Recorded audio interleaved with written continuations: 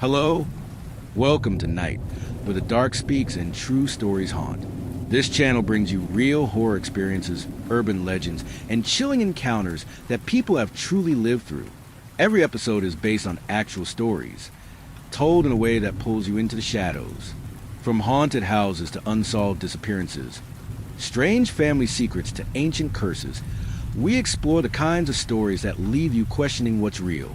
Perfect for late night listening or a lonely commute home. Subscribe and let the night in. If everyone can leave a comment to let me know where you are listening from in the world.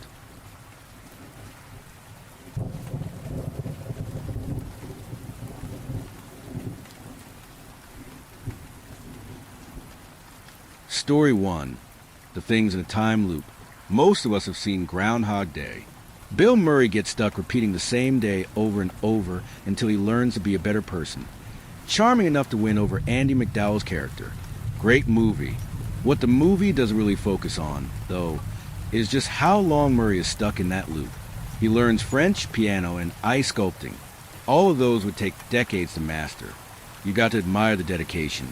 But when you repeat the same day over and over, it's not like you have anything better to do. I wish I could remember the first few days. The early decades are just noise, static in the back of my skull. If there was a first day, it's gone now, but I'll do my best. I wake up at 7:15 a.m. That was my start time for the next 215 years. I'm supposed to be at a work event by 8, about half an hour away. So I'm already rushing. The quickest I've ever managed to wake up, get dressed, eat something, and get out the door was 4 minutes and 23 seconds. My drive takes exactly 19 minutes and 50 seconds if I avoid the speeding cameras and cops. On the first day, I wasn't so quick. It took me 15 minutes just to find clean pants. I arrived late, panicked, set up, and started playing. By work event, I mean I was hired to play music at a local weekend market. My income was a bastard mix of Centerlink, odd jobs, and whatever strangers tossed in my guitar case. It's not like I was rolling in cash. I played shitty covers for 3 hours, just loud enough to compete with the blender from the smoothie stall across the path. Then I had lunch and a coffee break. I tried every single food stall in existence during the loops, and the only genuinely decent one was a little Mexican joint in the corner of the field. The coffee on site was garbage, but I found a good cafe about a 5-minute sprint away. By the 100th loop or so, I'd mastered the timing. I could grab my lunch and a decent long black and be back before my 15-minute break was over. After that, I played another 2 hours and packed up. Then the rest of the day was mine. I can't even remember how I spent it that first time. Maybe I went to the pub. Maybe I just went home and doom scrolled. Either way, I'd eventually fall asleep. Then it reset. The first time it repeated, I thought it was deja vu. The second time, I figured I'd just dreamed the previous day. By the 5th loop, I gave up on the market and just did whatever. There were no consequences. I drank. I stole cars. Broke into people's homes just to see what they were like inside. I joyrode down highways. Ran red lights. Did all the things you'd never do unless you were absolutely sure you'd get away with it. And for a while, it was the most fun I'd ever had. But fun decays. The thrill softens. Eventually, even anarchy becomes routine. So I pivoted. I decided I'd work through every movie I could ever have wanted to. I think I spent 50 years just watching movies, which is funny, considering I don't even remember half of them now. It's not like I could take notes. I tried doing the same with TV shows, music, and books. I binged, absorbed, forgot, and repeated. I tried games too, but that was a mistake. Can't save your progress when the day resets. Eventually, I started picking up skills. Painting, cooking, writing, anything I could do within a 24-hour time frame. I got really good at latte art for a while. Even won a few barista competitions. Unofficially, of course. I taught myself to draw photorealistic portraits. Learned origami. Memorized entire books, and then rewrote them with new endings. It wasn't about meaning. It was about motion. About numbing the clock, keeping my hands busy so my thoughts didn't crawl out of my ears. There's a lot I wish I could have done. Travel, see the world. But even if I could permanently leave the city, I only had about $400 to my name. I once tried walking until I collapsed from exhaustion, slept on a stranger's lawn, woke up in my bed. The weirdest part? You still get tired. Not physically, not even mentally in the usual sense, but spiritually. Like your soul starts grinding its teeth. You decay in place. You forget who you are, not all at once, but by attrition. Like your mind is being sanded down by repetition. I've lived so many lifetimes in the same 24 hours, and the one thing I learned above all else is this. Time doesn't heal anything if it doesn't move forward. You stay stuck. You replay grief, shame, boredom, every unwanted emotion forever. You can't evolve. You can't forget. You just endure. I became an endless, powerless God. I tested the boundaries of the loop. I pulled all-nighters to see if staying awake would let the day progress. It didn't. As soon as 7:15 a.m. hit, I'd blink and wake up in bed. Still, I made the most of it. Sometimes I'd watch the sunrise just for the hell of it. I played with influence, tried saying the right combination of things to the right people. I made it as far as a meeting with the secretary of the prime minister and cabinet. That took, I don't know, thousands of loops. I delivered rehearsed speeches, memorized policy briefs, and rehearsed my charisma like it was a performance, but it never changed anything. At the end of the day, reset. Eventually, like Murray, I tried to kill myself. Repeatedly. Sometimes dramatically. Sometimes grotesquely. Maybe I'm just a worse person than he was. But I gave up on morality early on. I stepped off overpasses, drank bleach, set myself on fire in a church. I hung myself from a traffic light outside my old high school just to see if the janitor would notice. One time, I walked into a preschool and gutted myself in front of the kids. I remember blacking out with my intestines in my hands, blood pooling around my boots, hearing the shrieks of children still too young to process it. I woke up laughing. There was this one guy, a stranger, who was just being released from a mental health facility, traumatized from seeing someone die. I spent an entire week killing myself in front of him. Made it worse each time. He didn't remember, of course. No one ever did. So it's okay. None of it mattered. Nothing could kill me. Nothing could change the day. I became a museum of horror curated by my own boredom and withering sense of reality. I began seeing things. At first, it was subtle. Shadows where there should have been none. A flicker of movement at the corner of my eye that vanished the moment I looked directly. Hallways seemed to stretch longer than they should, doorways framing nothing but darkness. Sometimes reflections in windows or mirrors didn't quite match my movements. A delayed blink, a smile that lingered too long. I became convinced that a man was watching me on one of the days. I could feel his gaze like a weight on my back, cold and unyielding, no matter where I went. He was just beyond reach, lurking behind crowds, slipping into shadows. He never spoke, but his presence was a constant, a slow poison that seeped into my skin. At night, when everything was silent and the world outside my window grew still, I'd lie awake, waiting to see him step through the door. But the door never opened. Sometimes, I swear the world itself warped around him. The sky dark as shade, too deep. The air thickened, and a low hum thrummed through the walls, like the loop was breathing, watching, waiting. When I slept, voices whispered secrets I couldn't understand. Secrets about time, identity, and consequence. And then one day it ended. Time moved forward. I don't know how. It's not like I did the right things in the right order or became a better person. I didn't have an epiphany or reach enlightenment. It just happened. 8:47 a.m.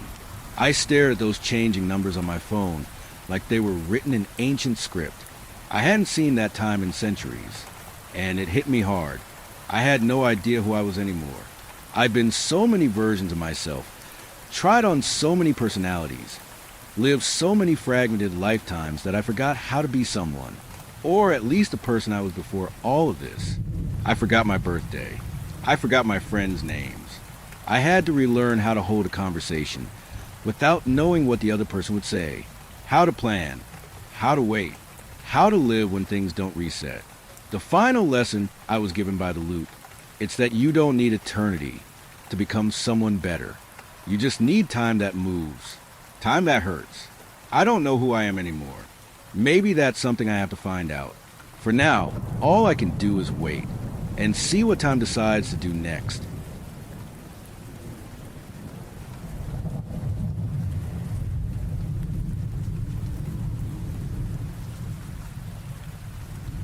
Story 2.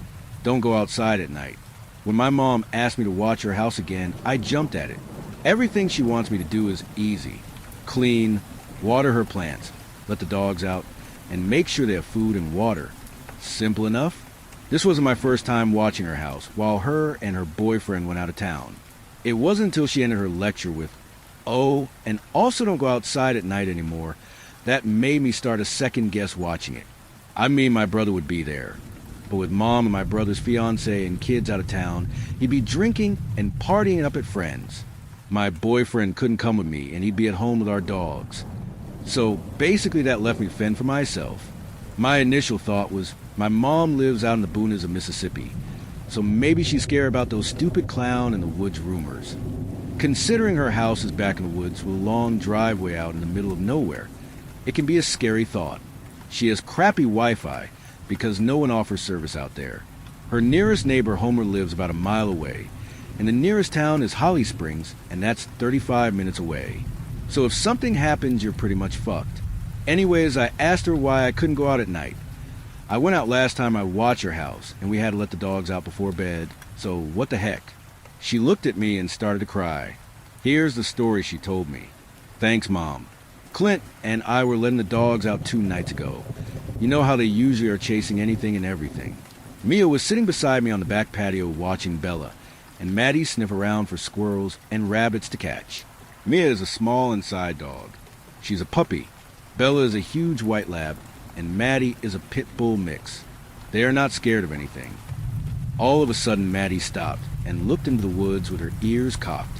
She started growling, and Bella joined her. I thought they sniffed a rabbit until I saw something big moving. When I say big, I mean I thought it was a person, but I couldn't make out what because it stayed behind the tree line in the dark, just out of sight. I called for them and they stood there, hair up, ears back, growling. You know these dogs, you know how they act. So when I heard a deep growl coming from the woods and saw them run tail tucked and whining, I instantly started yelling for Clint. He grabbed his gun and came running out of the house, looking around, then looked at me confused. When I explained what happened, he started aiming the gun towards the woods, asking who was there. All of a sudden we saw these eyes, these wolf-like eyes. They were yellow, and I swear as crazy as this sounds, they seem to see into your soul.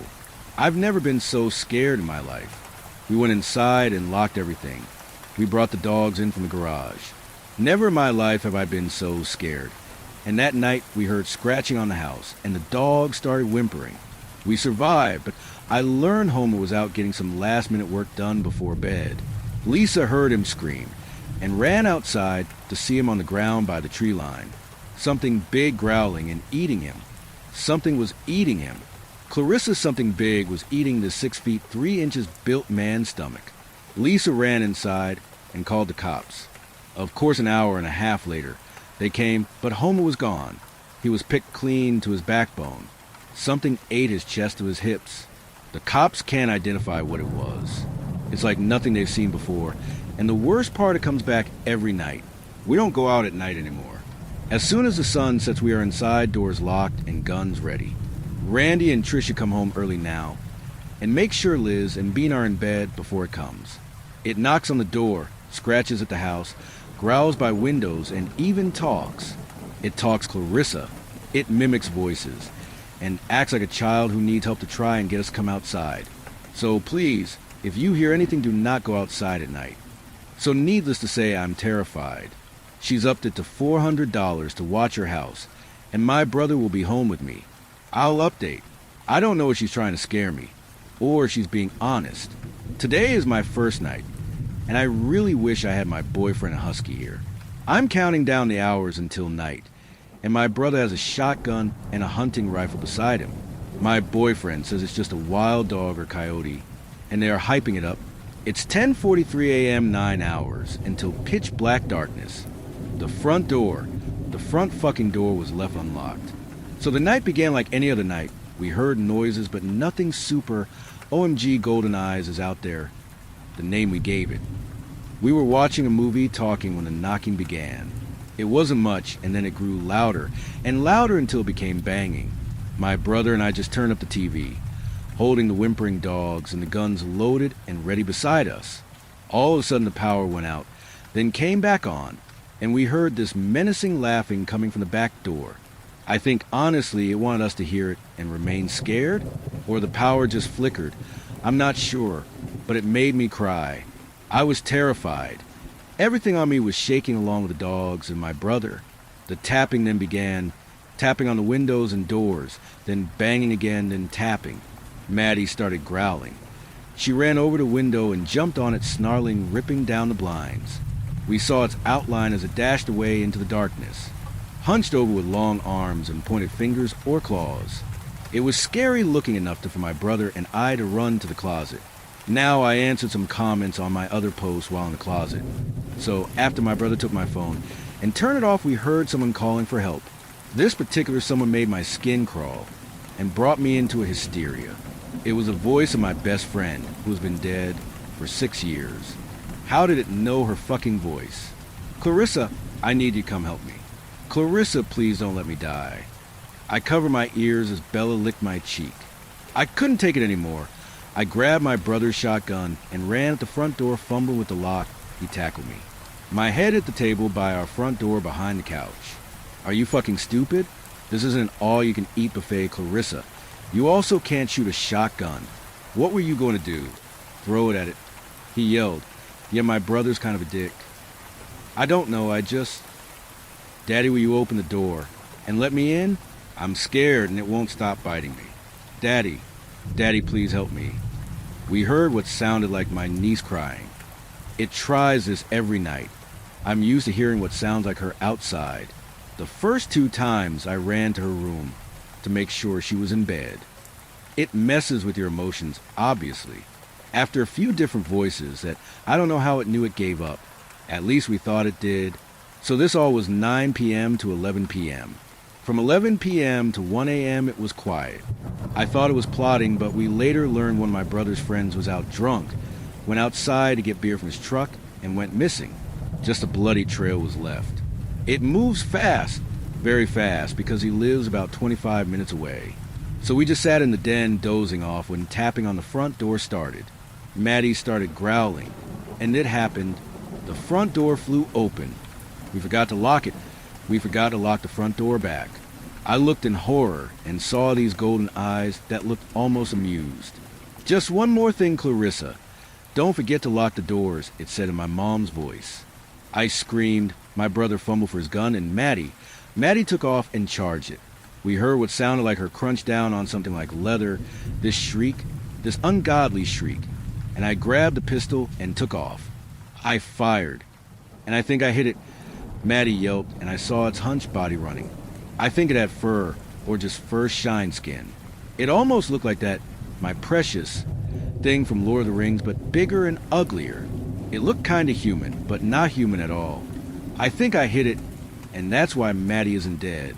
She's fine, needed stitches, and put in bed rest. So we have her locked in my mom's bathroom. I think we owe her our life.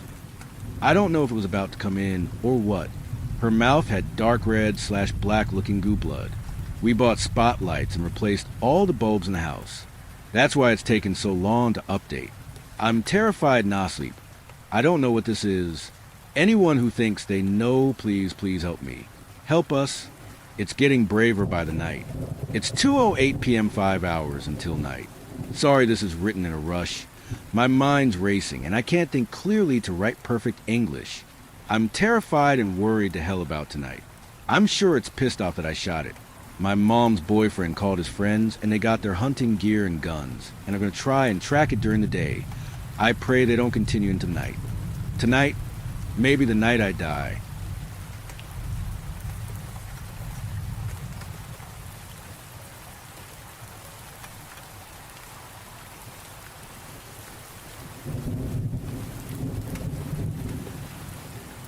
Story 3. I just found my wife outside. I'm sitting here, freaking out. It's 3:17 a.m., and I just found my wife outside. This is going to be a mess, as I'm still shaking. But let me explain it as best I can. So, a bunch of years ago, we lived in another house. One night, I woke up in the middle of the night because I heard noises coming from the other half of the house. I quietly opened the bedroom door and immediately saw a light on in my wife's study, which was situated next to the kitchen. The house we lived in was a few blocks away from the bad neighborhood. So my immediate thought was that someone had broken in and was going through the stuff in my wife's room, as my wife had come to bed with me several hours prior, and as far as I knew, she was still in bed. I crept through the house and was ready to confront the person in the room when I realized that it was my wife. In my still half-asleep state, I just assumed she was still in bed. Turns out she had woken up, couldn't get back to sleep, and so went to her room to browse Facebook or whatever for a while. I had almost confronted my own wife thinking she was a burglar. Now, in our current house, we have a screen door and a wooden door. The wooden door has a deadbolt on it, and you have to make sure that you take the house keys with you, because if you close the wooden door, you're not getting back in unless you grab the hidden spare key or knock on the door/window to be let back in. So it's about an hour ago, I'm woken up by the front door rattling. I immediately grab my phone and pull up the security camera, located right by the front door. To my surprise, I see my wife standing there, kind of shivering. It's definitely her, because we've been married over a decade, and I know what my own wife looks like. She's dressed in the same clothing she wore today, a red top and black pants. 100% her. I didn't know what she's doing outside, but she is. Confused, I roll over, and there's my wife fast asleep, remembering the incident in our last place. I use my phone screen to shine a light on her and confirm that it's definitely her and she's definitely in the bed. At this point, I'm really confused. I get up and make my way through the house to the front door. As I walk into the lounge room, our cat looks up at me, half asleep. Normally, she's super curious about stuff going on outside, and I would have thought that hearing the screen door rattle would cause her to be at the door trying to see what's going on. But it's as if she hasn't heard a thing. I stand by the door and call out, "Who is it?" "It's me." "Hurry up and let me back in." I'm freezing. I went outside because I heard something but forgot to take the keys and my bag with me. That absolutely sounds like my wife. Accent, intonation, knowledge about where a set of keys are, everything. But I'm not convinced, because I've just seen her sleeping in the bed with my own eyes. "Hold on a second," I tell her. Now I'm heading back through the house and into the bedroom. I wake up my wife and say, "This is really fucking weird. You have to see this." I open the camera app and show her the front door. She's still at the door, looking around, wondering what I'm doing, because all I need to do to let her back in is turn the handle on the deadbolt and open the door. My wife says, "What the fuck? When was that recorded?" I tell her it's not. This is live. You're standing outside by the front door. I just went down there and asked who it was, and your voice told me it was you and that I should let you back in because you're freezing and you left your keys in your bag. My wife gets up and peers through the bedroom window, as you can just see the front door alcove from there. She gasps and pulls the curtain shut. She turns around, and I'll never forget the look on her face as long as I live. She's terrified. "That's me," she says. At this point, I'm freaked the fuck out. I'm wide awake. I'm speaking to my wife, and I'm physically touching her while trying to peer out the window with her. But there she is, standing outside in the very outfit she wore today. Same hair, same glasses, same everything. We walk into the lounge room, and I grab the big torch I have. It's a big, sturdy metal, super bright light, great for blinding people and hitting them if they get too close. We stand by the door again. "What's your name?" I ask. She tells me her full name, including her middle name. It's correct. "What's your birth date?" She tells me. It's also correct. "What did we have for dinner tonight?" She tells me this too, and tells me that I cooked it. This is right too. I can hear my real wife standing next to me, try and control her breathing, as she's scared out of her wits. I nudge her and whisper, "Ask her something only you would know."